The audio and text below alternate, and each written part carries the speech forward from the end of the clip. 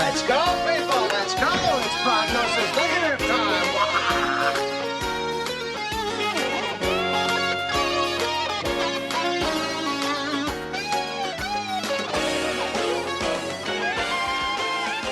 Hi, this is Eric, and welcome to this Prognosis Negative presents Cinema Quickie number 7, Oppenheimer.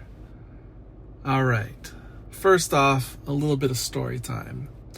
Of course I purchased my ticket in advance, and if you've heard anything about the promotion of this movie, they're pushing hard IMAX, and the best format to see this movie in, as advertised, is 70mm IMAX in particular, which is IMAX on analog film. And there's not a lot of movie theaters in the country that can actually project this format, but there happens to be one single screen and or location in my city. And so I specifically sought out a viewing opening day at that one theater. I tried to see it on the Thursday, the advanced day, but by the time I was looking for tickets, that was pretty much sold out already. So I had to go for Friday, which is the traditional opening day. And it's a good thing I didn't get a ticket for the Thursday preview day, because at said theater, during the presentation of the movie yesterday, the sound went out in the auditorium, and it was not a thing that could be fixed in the moment. So people didn't get to finish the movie, and they had no other alternative other than to receive a voucher to come back another day. But of course, all the screenings on this particular screen are pretty much already booked for at least the next week. So those people are just SOL, at least to see it in that format. So here I come today, Friday morning, hoping they've got it all worked out.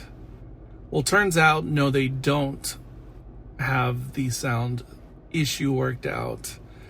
And when I got to the theater, there was a line, and there was some people who were pretty upset by the news that there would be no 70mm screening of the film on the IMAX, and some people just turned around and left. I also heard that a lot of people in town in line were actually out-of-staters. Like, there was someone from Louisiana, Michigan, Arkansas, other places who had actually some flew to San Antonio just to see it at this theater. But anyway, as a consolation, they were still going to show the digital IMAX version.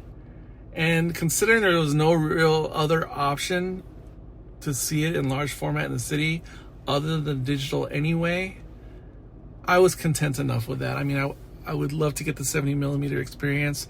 It's something I've only experienced maybe twice in the last 10 years. But c'est la vie. All right. Now let me also give a couple disclaimers up front. If anybody knows me or has listened to me speak much about movies in terms of reviews, everybody knows I'm a massive Christopher Nolan fanboy and sometimes apologist. And I say this up front because it may add some nuance to some of my takes that I'm about to deliver. Also, you know I don't ever give huge spoilers during these types of cinema quickies, and I would never spoil anything major about the narrative or anything like that. But I will say that I will spoil some things in terms of tone during the movie.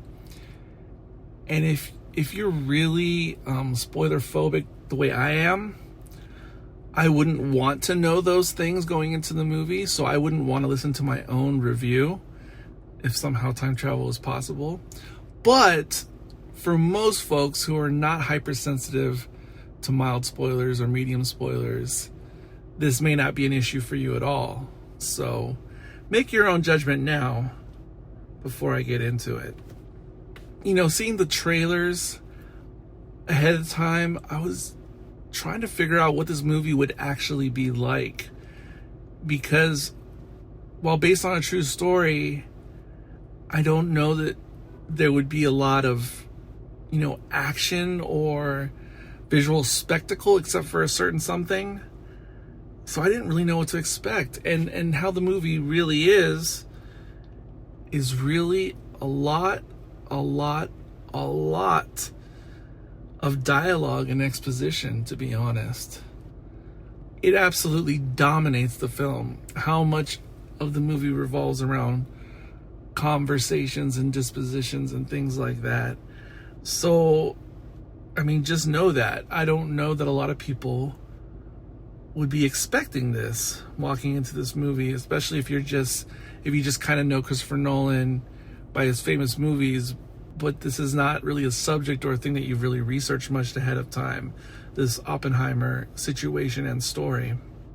Now, that could be really boring, just listening to a lot of people talk about a lot of things, but of course, this being a Christopher Nolan movie, there are time jumps, and the story is told, in different settings, set in different time periods in which we jump around as an audience, getting pieces of the story bit by bit.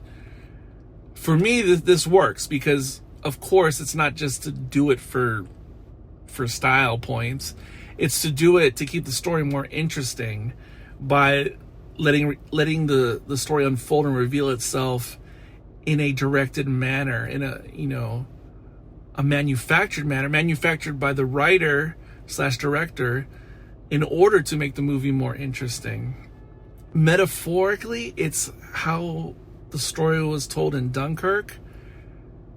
Conceptually, it's the same, but it's executed in a different way in this movie.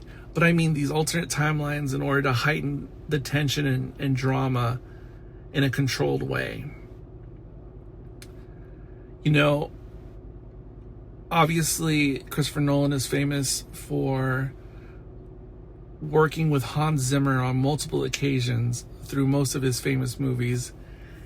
And because of lack of availability, Nolan went with Ludwig Göransson as the composer for the Tenet soundtrack or score. And I thought it was a very interesting choice because Ludwig Göransson is definitely the new guy going forward. I mean, one day the torch will metaphorically get passed from Hans Zimmer to Ludwig Göransson, I believe. And so I wondered what Nolan or who Nolan would choose for his next movie after Tenet, and I guess it is once again Ludwig Göransson. And you may really know his scores if you're a fan of that type of thing. Of course, he did the first 2 Creed movies, the Black Panther movies, and of course Tenet, Mandalorian soundtrack, some very notable works. And he usually has like a type of style that carries through those different projects I just named. This particular Göransson score, though, is much more unique in that it doesn't really sound like his previous works. This sounds like Ludwig is going in a different direction, exploring different musical territory. So personally, I like that. That being said, while it doesn't feel like it has the Göransson signature on the style of the music, it's definitely fitting for the movie. And I really feel that the score Göransson went with is loosely based upon the sound that a Geiger counter makes, which is all great. There are discrete moments, though, when the score really sounds like something else familiar to me from the past. I can't quite put my finger on it. It may be some of the original score for Blade Runner, the 80s Blade Runner. There's sometimes when that movie came to mind sonically, just in certain places. The performances are all great in this movie. I mean, you will recognize so many actors, big and small. Many you've seen in Nolan movies before, and others you haven't until now. And, I mean, everyone works fantastically in the roles they're given. And there are certainly some powerful moments from certain particular actors at certain particular times. Now, this movie, in the third act climax, if you know Nolan movies, you know that there's going to be some build up to some big grand moment where the score is pumping and there is a revelation of some type. This is This is just sort of the Nolan way. And this movie does have that eventually. However, it's different than it's been in Nolan's previous movies, where usually in his previous works, it was a climax of action or situations that were coming together simultaneously. In this, it is all built upon the dialogue and the exposition and the situations. In other words, it's built upon words. I think it still works. I think the effect still delivers in the way it was meant. It's just different than what you're used to with Nolan. I guess mileage will vary per viewer on how they feel about all that. Now we come to, I guess, my hot take. And I say this as someone who loves Christopher Nolan's movies, who loves the IMAX format, who loves when special screenings of things come out on analog film and or 70 millimeter. And to be honest, and remember, I went through a few hoops to try to see this movie in the best format possible. But to be honest, at the end of the day, I don't think this movie needs to be seen in IMAX. I don't think it needs to be seen in analog. I think it could still be quite effective on virtually any theater screen, to be honest. You just have to have some decent volume. That's a little bit of a requirement. But other than that, I can't believe I'm saying this. And for Nolan to go through such lengths to film basically the entire movie in analog IMAX film, and to go through all that extra trouble, and for the hype machine to be pushing the format so hard, I don't know what to say, because that is just, it's overkill for this particular movie, to be honest. I mean, I'm glad it exists, those premium versions, and I'm glad people can partake of them, but I have never seen such a hype movie for format where the format really wasn't necessary to tell the story. Just being honest, I feel like this is one of the craziest things I've ever said about a Nolan movie. Now, let me go ahead and rate this. I'm going to go with plutonium marbles. Out of 5 plutonium marbles, how many am I going to give this movie? And again, let me qualify this a little bit. I think the media push out there and a lot of the reviews that I've glanced at and taglines and recommendations I've seen, I think there's a bit of hyperbole going on out there. I don't know how else to explain it. I definitely think my expectations were set higher than they should have been. And as soon as I finish this, I'm definitely going to start reading more critic reviews in better detail to see what the heck is going on, because I do think it's a really powerful movie. Actually, let me give my rating and get more into that.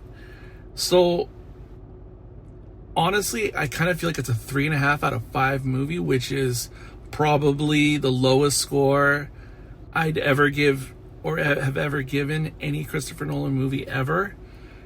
But I'm gonna bump it up to a 4 because of the relevance and significance of the story itself, and something that many of us are not really aware of, and certainly I wasn't.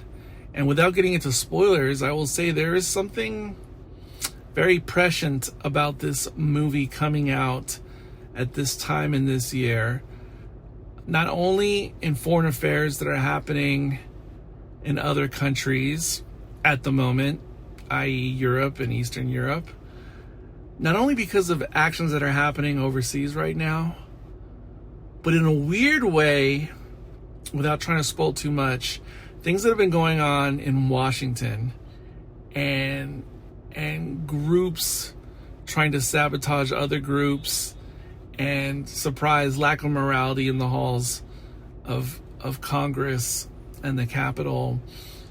and the Defense Department. I don't want to get into any more details about current events, as it could spoil some things that happened in this particular story in the past. But this is kind of the perfect time for this movie to come out. And while it may not be something that blows you away in terms of the film format, I think there's more to it in understanding the happenings themselves, and it's something to really meditate and think on after the fact.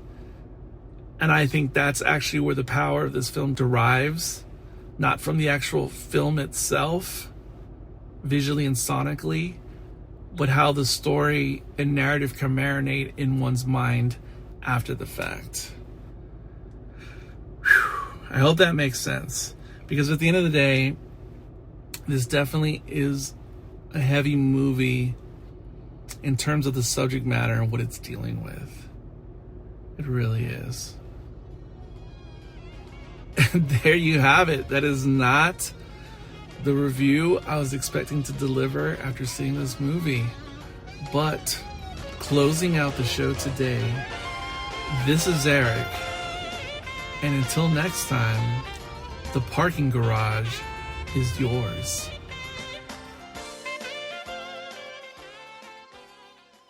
Prognosis negative.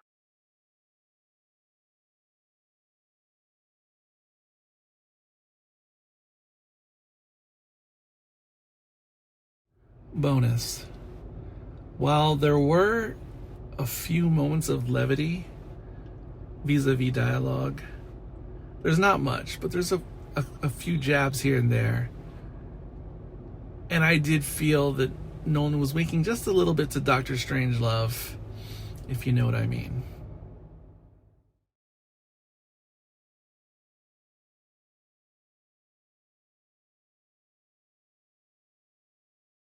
Bonus.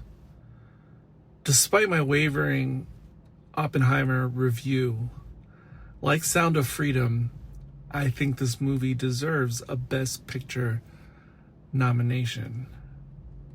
However, also like Sound of Freedom, I don't think Oppenheimer feels like a Best Picture winner.